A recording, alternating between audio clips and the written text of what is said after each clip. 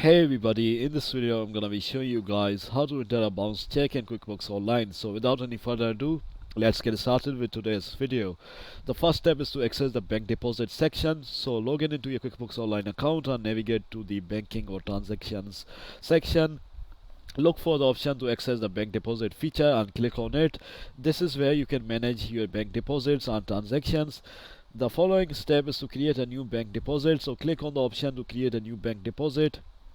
Enter the necessary details for the deposit, including the bank account where the bounce check was deposited.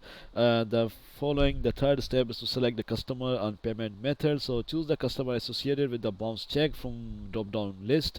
Ensure that the customer's name is accurate and matches the original payment. Select the appropriate payment method such as check to reflect the bounce check. The fourth step is to enter the bounce check amount and date. So enter the bounce check amount as a negative value in the appropriate field. This negative value represents the returned funds. So specify the date of the bounce check transaction, which is typically the date on which the check was returned. The last step is to save the bank deposit. So review the entered information to ensure accuracy. Double check the customer's name, bounce check amount, payment method and transaction date. Make any necessary adjustments or corrections. Once you are satisfied with the bank deposit details, click on the save or save and close button to save the transaction. So this is how you do it, guys. Thanks for watching and I'll see you in the next video very soon. Peace.